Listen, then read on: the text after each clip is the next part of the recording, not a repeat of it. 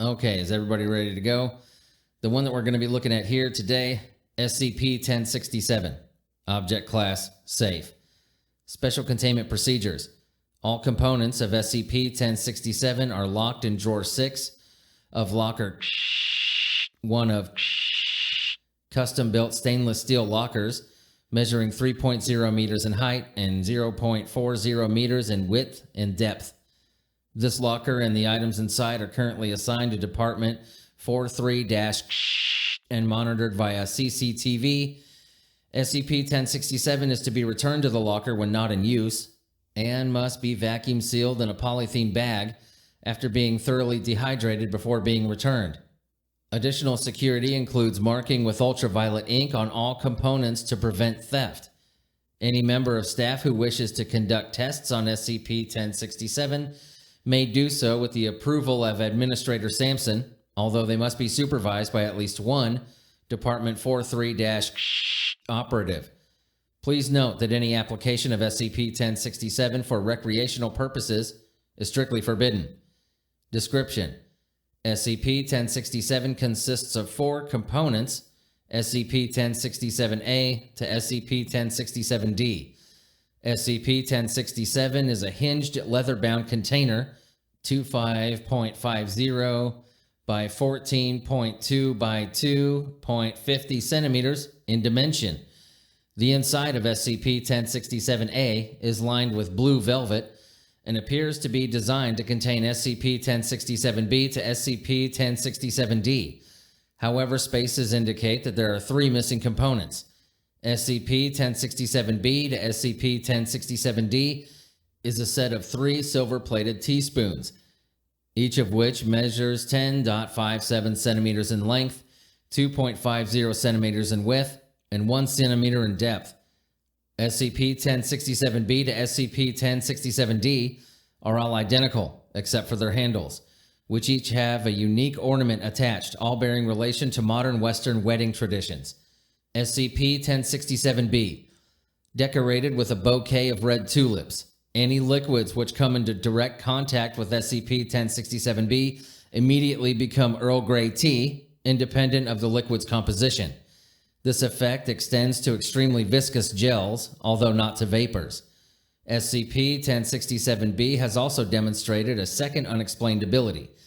When using SCP-1067 to stir a solution of water and sucrose, subjects report feeling resistance in the solution. When removed, SCP-1067 brought with it a small quantity of white granules when tasted, turns out to be ordinary granulated sugar and displayed no anomalous properties. Repetition of this action results in any sucrose in a solution being scooped out in its solid form to the point at which the solution is totally free of sucrose. SCP-1067-C, decorated with a wedding carriage. Solutions stirred with SCP-1067-C continue to stir themselves for up to 4 hours after the initial stirring, even when obstructed with solid objects.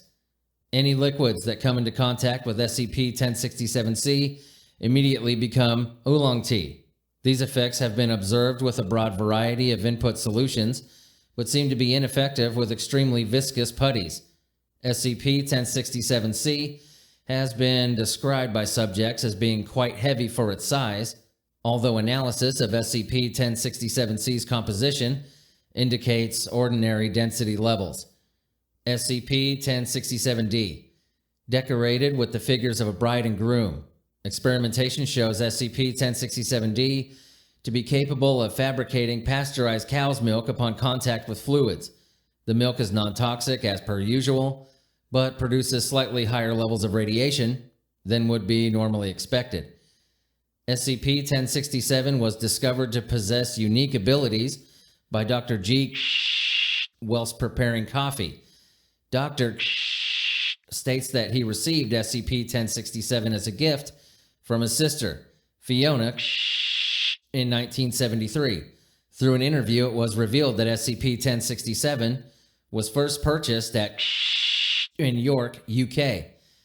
Mrs. stated that SCP-1067 was purely an impulse buy and without precedence.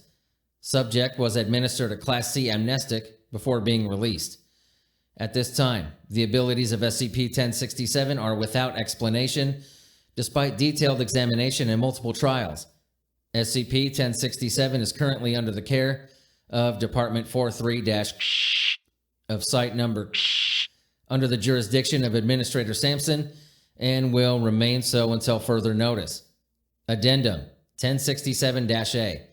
Mass spectrometry of samples from SCP-1067-B, C, and D confirm the composition of these items to be primarily copper with fine silver plating.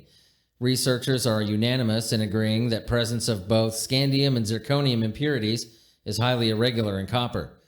Progress still has not been made as to the source of SCP-1067's metamorphic properties. All right, everybody, that's it for today. That's SCP-1067 dismissed.